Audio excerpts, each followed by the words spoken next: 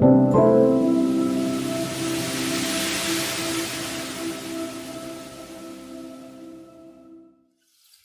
पुण्यात्मा, अब गीता अध्याय नंबर 15 के श्लोक नंबर 16 और 17 में आपको दिखाते हैं। इसमें 3 पुरुष हैं, सरपुरुष, अक्षर पुरुष और तीसरा वो परम अक्षर पुरुष। ब्रह्म, सर ब्रह्म कहो, सर पुरुष कहो, फिर अक्षर ब्रह्म कहो चाहे अक्षर पुरुष कहो। अब ये सरपुरुष है, जो सरब्रह्म है, ज्योति निरंजन काल है, ये केवल 21 ब्रह्मांड का स्वामी है, प्रभु है, मालिक है। ब्रह्म माने भी भगवान होता है, लेकिन ये प्रथम श्रेणी में आ गया, यो भी भगवान को आवा यहाँ पर मालिक।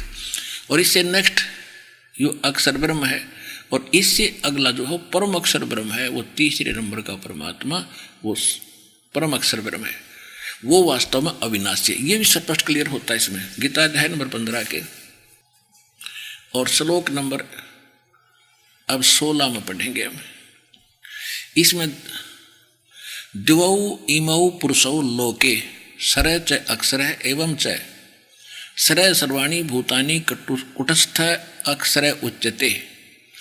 इसका सीधा अर्थ है कि संसार में, इस मिट्टी वाले लोक में इस काल का, सरपुरुष का और अक्षर पुरुष के जो जितने भी ये ब्रह्मांड हैं, ये नासवान हैं। तो इसको सारे को एक लोक कहा है कि इस लोक में 2 पुरुष, 2 प्रभु माने जाते हैं।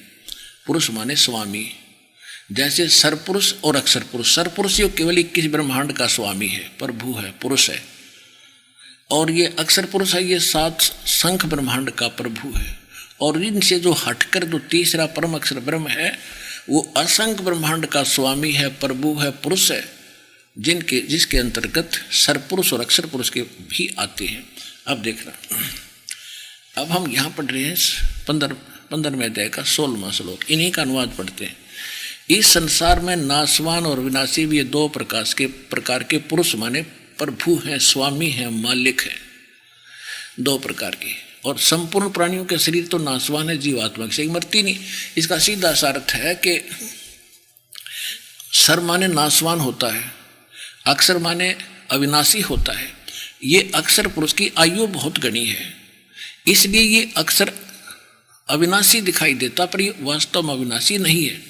जैसे एक तो ये चीनी मिट्टी के बने हुए कप और प्लेट हो, एक स्टील का बना हुआ प्लेट हो, कप हो, तो चीनी वाले बने हुए इस मिट्टी के कप से तो आप अंडरस्टूड है कि हाथ से छूटा और टूटा, टुकड़े टुकड़े। तो ये स्थिति तो है सरपुरुष और इसके जितने प्राणी इसके अंतर्गत है, इसके लोक की। और अक्षर पुरुष की समझ लो स्टील का कप, स्टील में भी जंग लग गएगा और एक दिन वो विनाश में आओगा, पर समय घना लगेगा, नो आसानी तो ना टूटे, इसलिए उसको भी अक्षर कह दिया, इस अक्षर पुरुष को। नहीं, अक्षर माने वैसे तो अविनाशी होता, अक्षर पुरुष माने अविनाशी परमात्मा, लेकिन ये अविनाशी दिखे है पर अविनाशी नहीं है। इसका निर्णय फिर 17वें श्लोक में कहा है कि वास्तव में अविनाशी थे, इनसे हटकर कोई और है। ये देखिए, इस संसार में नासवान और अविनाशी भी ये अक्षर माने अविनाशी होता है। तो लेकिन से 2 प्रकार के पुरुष हैं, नासवान और विनाशी भी। संपूर्ण सभी प्राणियों के शरीर तो नासवान, जीवात्मा किसी की मरती है नहीं, ये तो अंडरस्टूड है।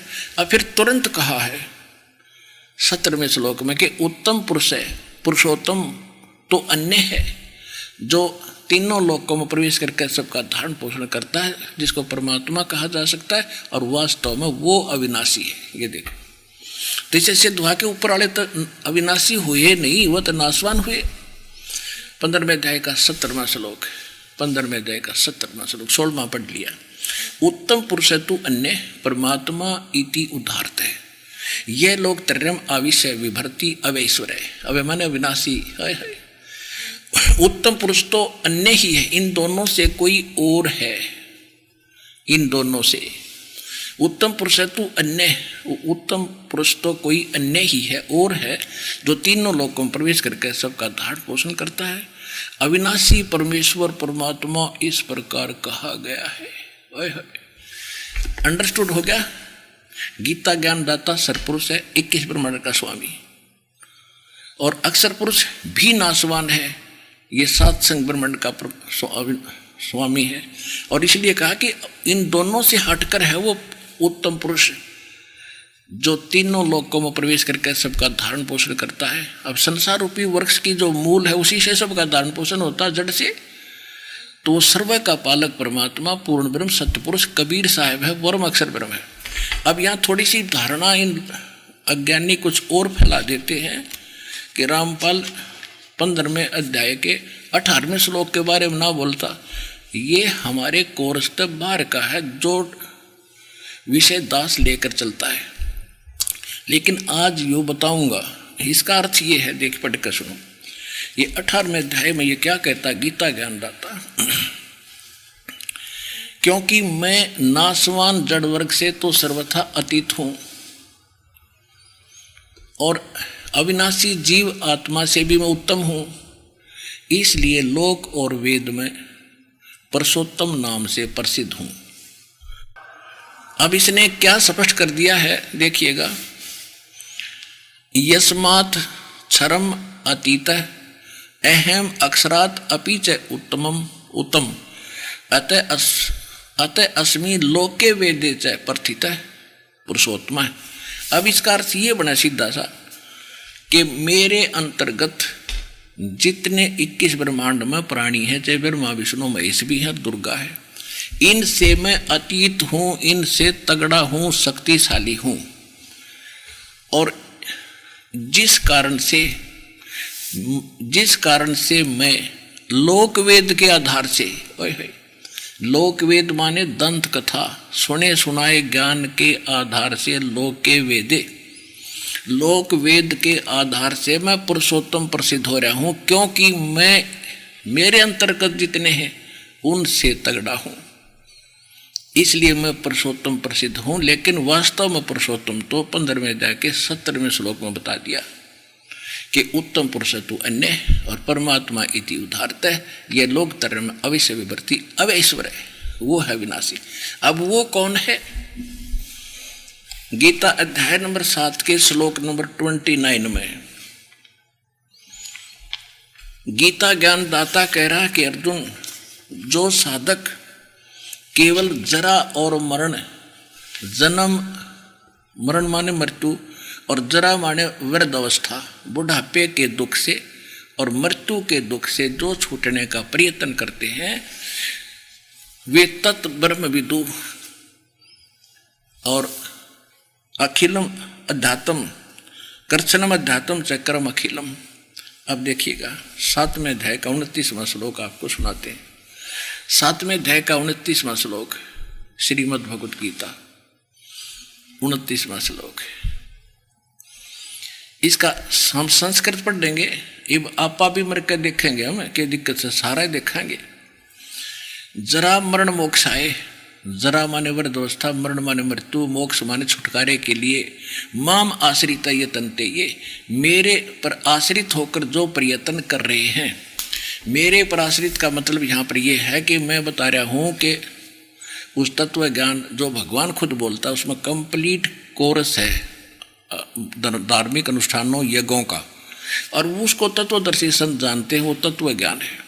और जो तत्वदर्शी संतों की खोज कर लेता है उसके पास पश्चात परमेश्वर के उस परम पद की खोज करनी चाहिए, जहाँ जाने के बाद फिर मृत्यु होती नहीं। तो यहाँ वही कह रहा है कि जो व्यक्ति मेरे इस बात को आधार मानकर और तत्वदर्शी संतों की खोज कर लेते हैं, तो वे जो जरा मरण से छूटने का, वृद्ध अवस्था के दुख और मृत्यु के दुख से छूटने का जो प्रयत्न कर रहे हैं, जो यहाँ संसार के किसी वस्तु की डिमांड नहीं रखते, केवल जरा और मरण से छूटने का उद्देश्य लेकर जो साधना कर रहे हैं, इसका सीधा अर्थ है वे तत्ब्रह्म विदु और कर्षणम अध्यात्म कर्म च अखिलम, वो सारे अध्यात्म ज्ञान से परिचित हैं और सब कर्मों से परिचित हैं। जैसे आपको सुबह सुनाया था, पावगा अपना किया रे, भोगेगा अपना किया रे। जैसे तुमने उस तरह का मैल नहीं देखा और धर्मराज के तिल तिल का लेखा, कि वो संत उस अध्यात्म ज्ञान से और पूरे तत्व इन सब कर्मों से परिचित है, वही जरा और मन से छूटने का प्रयत्न कर रहा है। अब देखो, जरा मरण मोक्षाए 7वें अध्याय का गीता जी का हम यहाँ आगे 29वें में 29 में, जरा मरण मोक्षाए, जरा वृद्धावस्था और मृत्यु से तो छुटकारा पाने के लिए मेरे आश्रित होकर माम आश्रित है जो प्रयत्नशील हैं, ते वे ब्रह्म तत्व विदु, विदु माने जानते हैं उस तत्व ब्रह्म को, और कृत्सनम माने सारे धातम, और कर्म चाहे खेलम सब कर्मों से परिचित हैं, वही व्यक्ति जरा और मरण से छूटने का प्रयत्न कर रहे हैं। इनकी संस्कृत अनुवाद पढ़िए। जो मेरे शरण होकर, आश्रित होकर, जरा और मरण से, जरा माने वृद्धावस्था होती है, छूटने के लिए प्रयत्न करते हैं, वे पुरुष, वे व्यक्ति उस तत्व माने तत्व ब्रह्म, तत्व ब्रह्म, तत्व ब्रह्म, उस ब्रह्म को, संपूर्ण अध्यात्म को और सभी कर्मों को जानते हैं। यहाँ सामने ही बस ये 8वां अध्याय शुरू हो जाता है। इसमें अर्जुन ने पूछा तो किम तत्ब्रह्म, किम तत्ब्रह्म, वो तत्ब्रह्म क्या है? जिसको जानकर जानने वाले व्यक्ति केवल जरा और मरण से छूटने के लिए ही प्रयत्नशील है, वो किम तत्ब्रह्म और किम अध्यात्म, किम कर्म पुरुषोत्तम। अब देखिए, किम तत्ब्रह्म, किम अध्यात्म, किम कर्म पुरुषोत्तम, अधिभूतम च किम प्रोक्तम, अधिदेवम किम उच्यते। इसका उत्तर 8वें अध्याय के प्रथम मंत्र में किए हुए प्रश्न का उत्तर गीता ज्ञानदाता 8वें अध्याय के गीता जी के 3रे मंत्र में दे रहा। देखिएगा, ये 3रा मंत्र है। वह अक्षरम ब्रह्म परमम, वह परम अक्षर ब्रह्म है, वह परम अक्षर ब्रह्म है। परम अक्षर ब्रह्म माने अब वो 3रे नंबर का भगवान, एक सरपुरुष, एक अक्षर पुरुष और उत्तम पुरुषत्व अन्य, वो है परम अक्षर ब्रह्म। अब गीता अध्याय नंबर 8 के श्लोक नंबर 5 और 7 में गीता ज्ञानदाता कहता है कि मेरी भक्ति करे। 8वें अध्याय के 13वें श्लोक में उसने बता ही दिया कि मेरा एक ओम मंत्र है। अब उस परम अक्षर ब्रह्म की भक्ति करेगा तो उसको तत्वदर्शी संतों से पूछ, और उसके विषय में 17वें अध्याय के 23वें श्लोक में स्पष्ट करता है। ये देखिएगा, गीता अध्याय नंबर 17 का और श्लोक नंबर 23। ओम तत्सत इति निर्देश ब्रह्मण त्रिविधे समर्थ है। ओम तत्सत, यह ऐसे ये 3 प्रकार का ब्रह्म ने माने सच्चिदानंद घन ब्रह्म का नाम कहा है, जो गीता ज्ञानदाता से अन्य है, जिसकी शरण में जाने के लिए वो कह रहा है, कहा है। और उसी से सृष्टि के आदि में ब्राह्मण और वेद तथा यज्ञ रचे गए। इसका अर्थ तो कुछ और बनता, फिर भी हमारा उद्देश्य ये है कि अपना मंत्र तो 8वें अध्याय के 13वें श्लोक में बता ही रहा है। ये देखिएगा, और यहाँ सच्चिदानंद घन ब्रह्म का मंत्र बता दिया कि उसका तो 3 मंत्र के जाप से उसकी प्राप्ति होगी। ओम तय सर पुरुष का और तत् ये अक्षर पुरुष का सांकेतिक है, ये कोड वर्ड है तत्, और सत उस परम अक्षर ब्रह्म का मंत्र है। इसको सार नाम, आदि नाम, अजर नाम इसको कहते हैं। वो गुप्त है, कोड वर्ड है। इस दास के अतिरिक्त इस विश्व में ये मंत्र किसी के पास नहीं है, या भगवान के पास है। अब ये क्या कहता 8वें अध्याय के गीता अध्याय नंबर 8 के और श्लोक नंबर 13 में ये खुद कहता है, ओम इति एकाक्षरम ब्रह्म विवहारण माम अनुस्मरण। इसका सीधा अर्थ है कि मुझ ब्रह्म का, मुझ ब्रह्म, माम ब्रह्म, मुझ ब्रह्म का ओम, यह ओम इति माने यह ओम, यह एक अक्षरम, एक अक्षर है। उच्चारण विहारण अनुस्मरण, उच्चारण करके सिमरण करता हुआ यह प्रियाति तजन देहम से याति परमाम गति। मुझ ब्रह्म का केवल ये को मंत्र है, और इसकी अंतिम सांस तक से छोड़ तक इसका श्रवण करता हुआ जाता है। ओम से मिलने वाली परम गति यानी मेरी प्राप्ति, मेरे से मिलने वाले लाभ को प्राप्त करता है। अब यहां से अनुवाद शुरू होता है। जो पुरुष ओम इस एक अक्षर रूप ब्रह्म को उच्चारण करता हुआ मुझ निर्गुण ब्रह्म का चिंतन करता हुआ शरीर त्याग कर जाता हुआ पुरुष परम गति को प्राप्त होता है। ठीक मिलता जुलता ठीक कैसा कर दिया, नडंगा गणा नहीं कराया। ये खुद कहे मुझ ब्रह्म का जो सिमरन, इसका मतलब गीता ज्ञानदाता ब्रह्म है, नोट श्री कृष्ण। अब हम आते हैं 8वें अध्याय का। अब तीसरे मंत्र में ये बता दिया कि वो परम अक्षर ब्रह्म है। अब 8वें अध्याय के 5 से लेकर 10 तक एक निर्णायक ज्ञान है श्रीमद् भगवद गीता में। देखिए 8वें अध्याय का 3 में तो आपने पढ़ ले लिया कि वो परम अक्षर ब्रह्म है, और 5वें में ये क्या कहता है? 5वें में कहता है कि जो पुरुष अंत काल में भी मुझको स्मरण करता हुआ शरीर त्याग कर जाता है वह मेरे साक्षात रूप को प्राप्त होता नहीं, स मद भावम याति, यानी मेरे भाव में भावित रहता है। इसका सीधा अर्थ है वो मेरे में उसकी लगन बनी रहती है, इसमें संशय नहीं है। और छठे का अर्थ है ये, छठे का तो ये अर्थ है सीधा सा, दास वैसे बता देगा कि इस जहाँ आशा तहाँ बासा हुई। इसका अर्थ है कि जो जिसको जिस भी इष्ट की सिमरण करता हुआ शरीर छोड़कर जाता है उसी को प्राप्त होता है, उसी में उसका भाव रहता है। ये छठे का ये देखिए, हे कुंती पुत्र, अंत काल में जिस जिस भी भाव को सिमरण करता हुआ शरीर का त्याग करता है उसको ही प्राप्त होता है और सदा उसी में भावित रहता है। बिल्कुल ठीक है। अब जो जिस इष्ट जिसको सारी उम्र जिस इष्ट मान कर पूजा है तो उसमें भाव भी रहेगा और उसी को प्राप्त होगा। अब यहाँ 7वें में कह रहा है कि अब तुम मेरा भजन भी कर और युद्ध भी कर, डोंट वरी, तो मुझे ही प्राप्त होगा। सीधी सी बात है। ये देखो 8वें अध्याय का अब ये 6ठा पढ़ दिया 7वां। इसलिए हे अर्जुन, तू सब समय में मेरा स्मरण कर और युद्ध भी कर, यानी युद्ध भी कर, काम करते करते स्मरण करना है, प्रत्येक सदग्रंथ प्रमाणित कर रहा है। और मुझ में अर्पण किए हुए मन बुद्धि युक्त होकर तू निसंदेह मुझे ही प्राप्त होगा। अब 8वें अध्याय के 7वें श्लोक तक तो इसने अपनी बता दी। अब ये कहता सच्चिदानंद ब्रह्म की भक्ति करेगा तो मुझे मालूम नहीं, तो तत्वदर्शी संत बताएंगे। अब आगे देखो, अब गीता अध्याय नंबर 8 का और श्लोक नंबर हम 8 से शुरू करेंगे। परमं पुरुषम दिव्यम अभ्यास योग युक्तेन चेतसा न अन्य गामिना। परमं पुरुषम दिव्यम, उस दिव्य परम पुरुष यानी परम अक्षर ब्रह्म को याति पार्थ अनुचिंतन, उसके सिमरण से उसको प्राप्त होते हैं। इनका अनुवाद भी बहुत कुछ ठीक है। 8वें अध्याय का 8वां श्लोक, हे पार्थ, यह नियम है परमेश्वर के, गीता ज्ञानदाता से अन्य है वो, अध्ययन नहीं, अभ्यास योग युक्तेन, यानी जो मंत्र वो तत्वदर्शी संत देगा 3 नाम का, ओम तत्सत। ओम तो सीधा ही सरपुरुष ब्रह्म का है, तत् और सत ये सांकेतिक है। ओम और तत् मिलकर ये 2 अक्षर का सतनाम बनता है।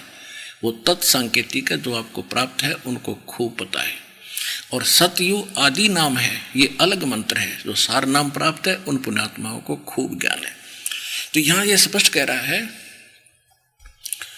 कि उस मंत्र के अभ्यास से ये योग न ध्यान का इसमें मतलब है नहीं। ये तो हठ योग को ध्यान मानते नहीं। इसका संस्कृत मूल पाठ क्या कह रहा है देखिए, अभ्यास योग युक्तेन, ध्यान नहीं, अभ्यास यानी उस नाम के सुमरण की युक्ति से, उससे लगन से, दूसरी ओर न जाने वाले मन से, यानी किसी और भक्ति में फिर कति निश्चित ध्यान नहीं जावे, केवल वही भक्ति करे निश्चित से। अनुचिंतन, निरंतर चिंतन करता हुआ परम दिव्यम पुरुषम याति है। परम पुरुष, परम दिव्य पुरुष यानी उस परम दिव्य परमेश्वर को प्राप्त होता है। गीता ज्ञान दाता से अन्य है वो परम अक्षर ब्रह्म, और वो सच्चिदानंद घन ब्रह्म जिसका 3 मंत्र का जाप है, उसको प्राप्ति कर, उसकी शरण में जाने को गीता ज्ञान दाता कह रहे हैं। ये हमारे धर्मगुरु आज तक ये गाटा जोड़ रहे थे। श्री कृष्ण जी अपने बारे में कह रहा है और किसके बारे में कहेगा, और कोई भगवान ही नहीं है। ये था बच्चों की व्याख्या, जिनको कुछ भी कह का पता नहीं सदग्रंथों का। और ये धर्मगुरु और आचार्य शंकराचार्य पद पर विराजमान हो गए। इन अपना नाश करा जीवन का, आराम डबो दिए। अब समय है पुण्यात्माओं, समझा है तो सिर दर पाओ, और नहीं रह सदा। अब आगे देखो 8वें अध्याय का 9वां श्लोक हम फिर पढ़ेंगे। 8वां तो पढ़ लिया, 9वें फिर इसमें परमात्मा का नाम भी लिखा है, लेकिन ये विषय अलग हो जाएगा, अब यहाँ करेंगे। जो कवि हम सर्वे कर दिया, कवि ये लिखना था, जो कबीर देव है अनादि, सबके नियंत्रता, सूक्ष्म से भी अति सूक्ष्म, सबके धारण पोषण करने वाले, अचिंत स्वरूप और सूर्य के सदृश चेतन। सूर्य यानी अब देखो, हे निराकार बताओ भगवान ने, और इसमें लिखा है तो सूर्य जैसा है, सूर्य का निराकार है, तो ऐसे परमात्मा सौ प्रकाशित तो उसका शरीर सूर्य के सदृश, नित्य चेतन प्रकाश, अविद्या से अति परे, सचिदानंद घन परमेश्वर का जो सेवन करता है। अब 9वें में 8वें अध्याय के 9वें श्लोक में, 9वां हो लिया, 10वां पढ़ेंगे।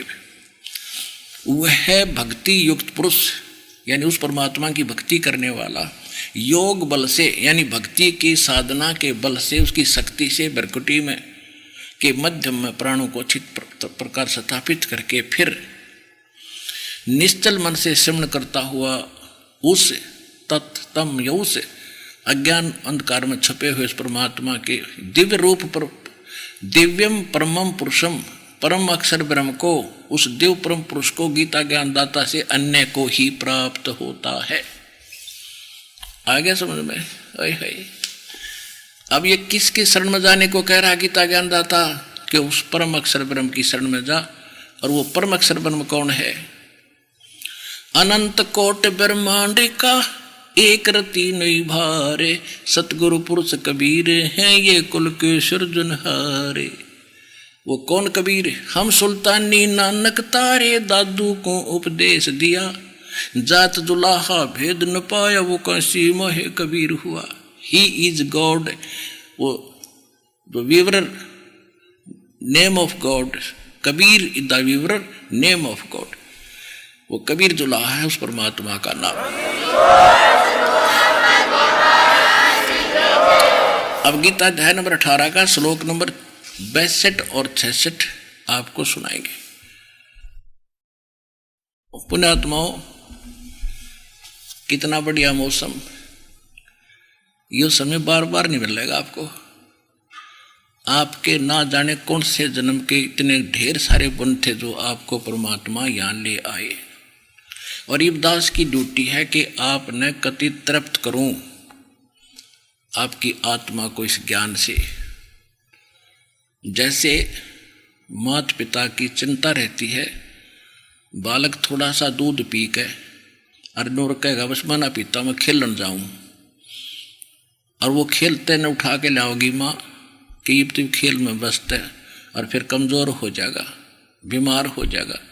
ज़बरदस्ती दूध पिलाती है और पीते पीते भी उन्होंने सोचा भी एक बार माँ छोड़ दे और मैं जाऊँ खेलन फटाफट, तो वह फिर भी उसको पिला कर फिर छोड़ देती है कि जा खेल ले बेटा। तो आप जो संसार रूपी क्रियाओं में खेल रहे हो, तो यहाँ आपको मालिक लाया उठा के, और ये दास है वो माँ का रोल कर रहा है, आपको परमात्मा का अमृत दूध पिला रहा हूँ, आपकी आत्मा को तृप्त कर रहा हूँ। और यहाँ भी कुछ भक्त बैठे हैं, सुबह जल्दी वहाँ जाना है, फिर वहाँ पकड़ूंगा ट्रेन, घर पहुँचना, कोई बात ना, यू दूध पी जाओ फिर चले जाइयो, फिर आ जाइयो।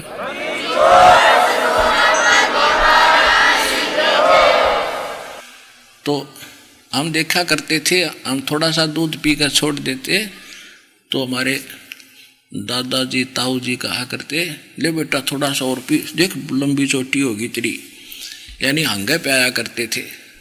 तो वो एक दास का उद्देश्य है कि आप ना हंगे पे आऊँ, यो ज्ञान सुनाऊँ, और फिर आप पहलवान हो जाओगे, कालगे लड़न दोगे। अब गीता अध्याय नंबर 18 के श्लोक नंबर 62 में कहा है कि अर्जुन तू सर्व भाव से उस परमेश्वर की शरण में जा।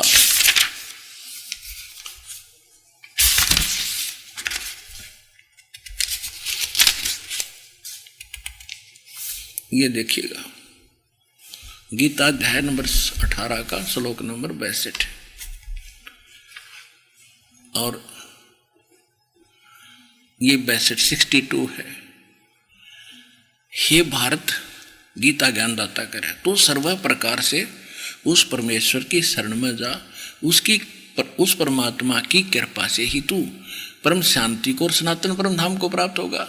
सनातन माने शाश्वत स्थान, जो कभी नाश में नहीं आता, उस स्थान को प्राप्त हो जाएगा। जो 15वें अध्याय के 4थे श्लोक में कहा है कि परम तत्वदर्शी संत की प्राप्ति के पश्चात परमेश्वर के उस परम पद की खोज करनी चाहिए, जहां जाने के बाद साधक फिर लौटकर संसार में कभी नहीं आती, यानी उनका पूर्ण मोक्ष होता है। तो यहां कह रहा है कि उसकी शरण में जा तू, गीता ज्ञानदाता, अपने से अन्य भगवान की शरण में, परमेश्वर की शरण में जाने को कह रहा। अब गीता अध्याय नंबर 18 के 62, 63, 64, 65 और 66 अध्याय भी लास्ट और ये मंत्र भी लगभग लास्ट है। आगे तो कोई और वर्णन है, ये ज्ञान संबंधित इतने ही मंत्र हैं। इनमें कति निष्कर्ष कर दिया कि अर्जुन 18वें अध्याय के 62वें श्लोक में तो कह दिया कि सर्वभाव से तू उस परमेश्वर की शरण में जा और उसकी कृपा से तुझे परम शांति और वो स्थान मिलेगा जहां जाके फिर लौट कर नहीं आती। और अपनी स्थिति बता दी, मेरी शरण में रहेगा तो वो मंत्र है, युद्ध भी करना पड़ेगा और तूने मुझे प्राप्त होगा। अर्जुन मृत्यु तेरी भी रहेगी, मेरी भी रहेगी, शाश्वत स्थान नहीं मिले और वो मोक्ष नहीं हो सकता जहां जाने के बाद फिर लौट कर कभी संसार में नहीं आ सकते। और युद्ध करना, वहां शांति कहाँ, वो तो कैर टूटेगा। तो ये कहता है युद्ध तक करना पड़ेगा, मेरी शरण में रहेगा था। अब 18वें अध्याय के 63वें श्लोक में कहता कि अर्जुन, मन ने जो बतानी थी वह कह दी, जो कहना था, जो गुप्त से गुप्त ज्ञान तेरे को बता दिया। अब तेरी इच्छा, तेरा मन माने न्यू कर ले, मेरी शरण में रहना था, ठा हथियार और होकर लड़े।